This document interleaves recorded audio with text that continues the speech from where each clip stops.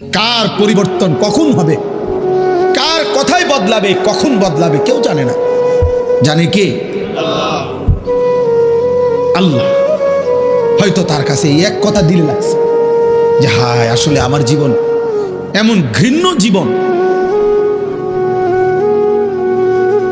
ফুজাইল ইবনে ইয়াজ রাহমাতুল্লাহ আলাইহি রাত্রি গভীরে, উনি বড় ডাকাত সর্দার ছিলেন। তো গভীর রাতে উনি ডাকাতি করতে গেছেন। রাশিয়া সামারকান্দের বড় ডাকাত, পৃথিবীর একজন বড় বিখ্যাত ডাকাত সর্দার ছিল তিনি। তো রাত্রিবেলা যখন গভীর রাতে এক বাড়িতে ডাকাতি করতে ঢুকছে আল্লাহর কুদরতে, দরজার সামনে গিয়ে যখন দাঁড়াইছে তখন শুনতেছিল বাড়িওয়ালা ওই সময় আল্লাহর কোরআন পড়তেছে। আমার কাছে আরবি কিতাব আছে, কিতাবে লিখছে আজ-জুহাদু মিআতুন, ওই কিতাব। তো এটা বাংলা অনুবাদ হয়েছে দুনিয়া বিমুখ শতমনীষী, অসাধারণ কিতাব। তো রাহনুমা প্রকাশন। তাই উনি দরজায় দাঁড়াইয়া শুনতেছে যে বাড়িওয়ালা ভিতর থেকে ওই ঘরের বুড়া মিয়া আল্লাহর কোরআন পড়তেছে। আলাম ইয়ানি লিল্লাযীনা আমানু আন তাখশা কুলুবুহুম লিযিকরিল্লাহ। আল্লাহ বলছেন আমার মুমিন বান্দা, আমি আল্লাহর শরণ, আমার বন্দিগি, আমার জিকির, আমার ইবাদতের জন্য তোমার মনটা নরম হওয়ার, অন্তরটা নরম হওয়ার সময় আজও কি হয়নি? আজও হয় নাই বান্দা? আর কোনো দিন আমাকে সেজদা দিবা না? আর কোনো দিন আমার নামাজ পড়বা না? তাহলে আর কোনো দিন হালাল খাইবা না? আর কোনো দিন নারী পর্দা করবা না তুমি? আল্লাহ যেন আমগরে বলে, দিনের পর দিন যে ফজরের নামাজ পড়ে না, আল্লাহ যেন তাকে ডাক দিয়ে বলে বান্দা তাহলে কি আর কোনো দিন ফজরের সেজদা দিবা না? প্রতিদিন যে গালিগালাজ করে, আল্লাহ যেন বলে বান্দা তাহলে কি আর কোনো দিন এই গুনাহ ছাড়বা না? এভাবেই বলে যাইবা, এভাবেই আমি আল্লাহকে কষ্ট দিবা। তো এই ডাকাত সর্দার ফুজাইল উনি তখন এই আয়াত হঠাৎ করে গভীর রাতে ওনার এই কথাইটা, উনি তো বুঝছে অর্থ, ওনার কলিজার মধ্যে গভীর রাতের নিস্তব্ধ, চারিদিকে তো ঠান্ডা নীরব, এই এক আয়াত ওনার কলিজা ছিদ্র করে ফেলছে, দিলে লাগছে। উনি পিছন দিকে ফিরে এসে চলে আসছে, বালা ইয়া রব্বি কদ আনা, আর চিৎকার করে দুই হাত তুলে বলছে আয় রব, আয় মাওলা, সময় হলো, হয়েছে সময়, আমি আর এই নাফরমানির জিন্দেগি করব না, দিলাম ছাইরা। এরপরে আমি যেটা বুঝাইছি আরেকটু রয়েছে কথা। এই ডাকাত সর্দার তিনি এত দুর্ধর্ষ ডাকাত ছিলেন যে ওই জামানায় আপনার যেই কোনো মানুষ, পথিক, মুসাফির, এমনকি বাচ্চা পর্যন্ত ওই অঞ্চলে ওনার নাম শুনলে ভয় পাইত। তো কিতাবে লিখছে যে মায়েরা তাদের বাচ্চাদেরকে দুষ্টামি করলে, গুণ যাইতে না চাইলে ভয় লাগানোর জন্য বলতো এই ফুজাইল রে ডাকি, তো বাচ্চা কাঁপতে শুরু করত, মানে তাহলে বাচ্চা সোজা হয়ে যেত, চুপ হয়ে যেত, এমন ভয় পাইতো তাকে, বাচ্চারা পর্যন্ত ভয় পাইতো তার নাম শুনে। তখন তিনি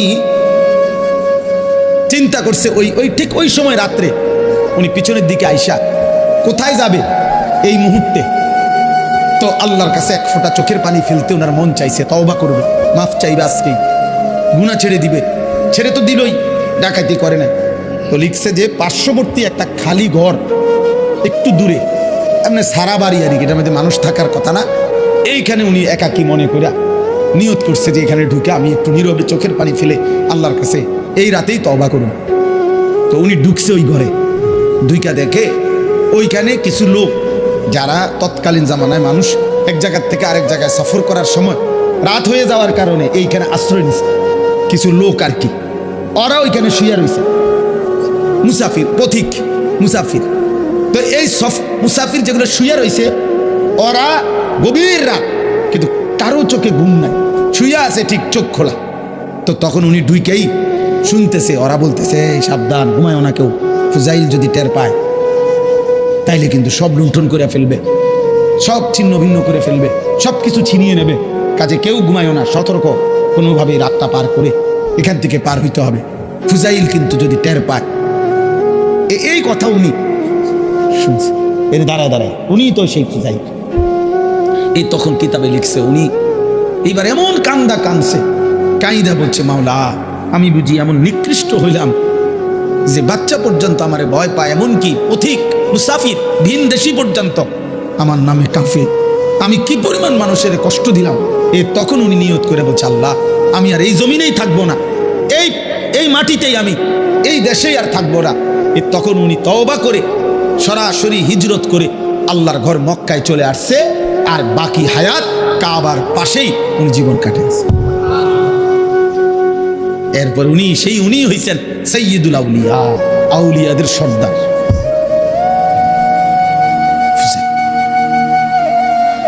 তাইলে বললাম আর কি, যে কোনো কথা, কোনো এক আচরণ, কোনো এক শব্দ অনেক সময় চেঞ্জ করে ফেলে, জীবন তোলপাড় করে ফেলে, জীবন পরিবর্তন করে ফেলে। আল্লাহ তোমাদেরকেও বদলে দিক। তোমরা যারা কিশোর ছেলে, নওজোয়ান ছেলে, দোস্ত, তোমার জীবনের কদর করা উচিত। তোমার কথা কেউ মনে করবে না। তুমি নষ্ট হয়ে গেলে ধীরে ধীরে তোমার জীবন, তোমার চরিত্র, তোমার আখলাক, তোমার লজ্জাস্থান, তোমার শরীর, তোমার কোমর, তোমার যৌবন তুমি শেষ করে দিলে, খোদার কসম কেউ মনে করবে না। এই যে মেয়েরা ঘুরছে তোমার সামনে সামনে, যে নর্তকীরা তোমারে দেখাইছে শরীর, যে অসভ্য মোবাইলের বেহায়া নারী তোমার শরীর দেখাইছে, তোমার জীবন শেষ করে দিছে, ওই হাইওয়ান নারী জীবনেও কোনোদিন তোমার খবর নেবে।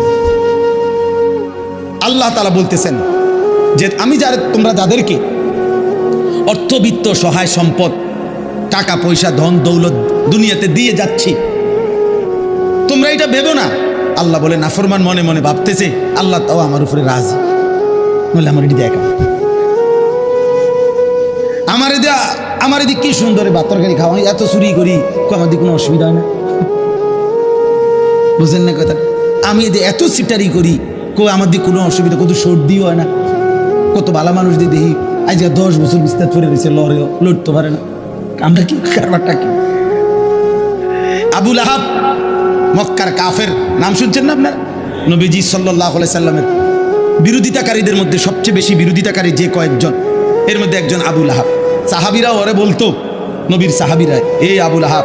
আবু লাহাবের একটা বদঅভ্যাস ছিল, নবীজি যেখানেই কাউকে কালেমার দাওয়াত দিতেন, মানে কাউরে ইসলাম বুঝাইতেছে মনে করেন, হে পিছন থেকে একটু দূরের থেকে ওর দিকে তাকাইয়া কইতো, সাবধান, ধরা খাইও না, এক্কার মারারিরা, আর বিড়ি খেতে না, এখান হইলে সিটারি যে করতে এত সুন্দর, ইডিহার করতে না, রেডি সাউন্ড, নাটক সাউন্ড, সিনেমা সাউন্ড, এটি সব ছেড়ে দিতে হইব এই মৌলবীর কথা বললে। হ্যাঁ, মানে বলতো না। এরপরে নবীজি সাল্লাল্লাহু আলাইহি সাল্লাম সরে গেলেই এই বেঈমান ওই লোকের কাছে গিয়ে বলতো, কি কইছে, এই কইছে তোরে না, সাবধান, এটি কইয়া হে বিরাট বড় জাদুকর, নাউজুবিল্লাহ, অনেক বড় গণক, একটা ফেস তাকাই দিছে সমাজটার মধ্যে, কয় যে আমাদের পুরাটা এলাকা নষ্ট করে লাইছে, মায়ের লগে এখন আর ফুতের মিল নাই, ফুতের লগে মার মিল নাই, স্বামীর লগে স্ত্রীর মিল নাই, বাপের লগে ফুতের মিল নাই, একটা বেড়াছাড়া লাগাই দিছে, নাউজুবিল্লাহ। এইভাবে সে বলতো। তো তাফসীরের মধ্যে আছে, নবীজির বিভিন্ন সাহাবীরা পরে বলতো, আবু লাহাব তুমি যেই বাড়াবাড়ি করতেছো, হাতলারো, তোমার তো আল্লাহ তাআলা এই হাত অচল করে দিতে পারে, আল্লাহ তো তোমারে ধ্বংস করে দিবে, হাত তো অচল করে দিবে, তুমি নবীর এভাবে বিরোধিতা করতেছো, সারাক্ষণ লাগে থাকো তুমি পিছে পিছে।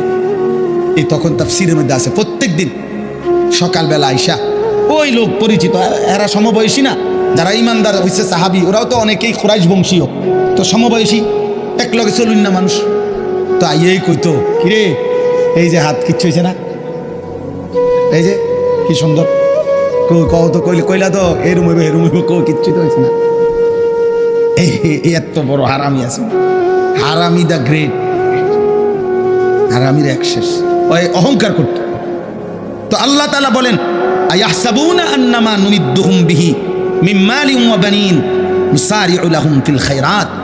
আল্লাহ বলে, যাদেরকে আমি দুনিয়ায় কিছু সম্পদ এবং কিছু সন্তানাদি জিফুত নায়নাত করে দিছি, তারা ভাবতেছে আমি আল্লাহ তাআলা তাদেরকে ভালোর উপরেই রাখছি, কল্যাণের উপরেই রাখছি, খুশি আমি তাদের উপরে, তারা মনে মনে ভাবতেছে না, বাল্লা ইয়াশউরুন, আসলে তারা বুঝতেছে না যে শুধু সম্পদ, শুধু সন্তান, শুধু অর্থ, শুধু ক্ষমতা, শুধু সুস্থতা, দুনিয়াবি কোনো চাওয়া পাওয়া পূর্ণ হওয়া, এটা কোনোভাবেই আল্লাহর সন্তুষ্টির কোনো পরিচয় নয়। আল্লাহর সন্তুষ্টির পরিচয় নয়। বাঘের, সিংহের, গরুর, ছাগলের কোনোদিন সর্দিও হয় না, কাশিও হয় না, ব্যায়ামও হয় না, ফেড়ে ব্যথাও হয় না, ডায়াবেটিসও নাই, গ্যাস্ট্রিকও নাই, কিচ্ছু নাই। তাহলে তো আল্লাহ তাআলা সবচেয়ে বেশি সন্তুষ্ট জানোয়ারের উপর, নাকি?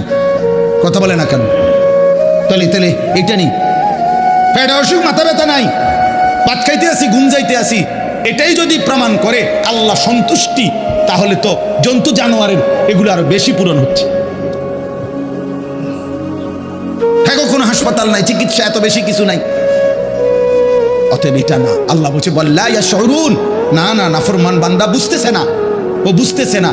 ভাত খাইতে দিচ্ছি বলে, ঘুম যাইতে দিচ্ছি বলে আমি এটা প্রতিদিনের জন্য বলি যে আরে ভাই, কেউ আসো তোমরা ছেলেরা, হয়তো মনে করছো কোনো রোগ নাই, সুখ নাই, কেউ বাধা দেয় না, সব মন মতো চলতেছে, মন মতো তুমি ভেবেছ এভাবেই চলবে।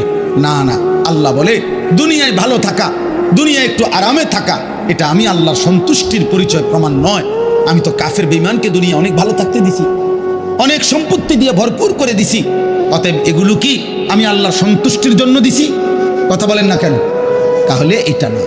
দাওয়াত গত বছর দিনাজপুরে হুসাইন ভাই, খুলনা তো, হ্যাঁ, দাওয়াত দিয়ে সারছি, শুনছে 20 মিনিট কথা বলার পরে ওরা 3 ছেলে আমার বলতে, হুজুর আমরা তো হিন্দু, কিন্তু আমার কথা পুরো শুনছে, হ্যাঁ, মনোযোগ দিয়ে শুনছে। আমি বলছি ঠিক আছে ভাই, কোনো অসুবিধা নাই, মালিকের কথাই বলছি, তোমার সৃষ্টিকর্তার কথাই তোমারে শুনাইছি। সেই দিন এক মাওলানা সাহেব রংপুর থেকে খবর পাঠাইছেন যে একটা মাহফিলের ডেট দিতাম কেন এত দরকার হইল, উনি বলছেন যে এক ওই বাজারের হিন্দু ছেলে, ওর কথা হইল হুজুর, এই হুজুর রে দাওয়াত দেন। আলহামদুলিল্লাহ।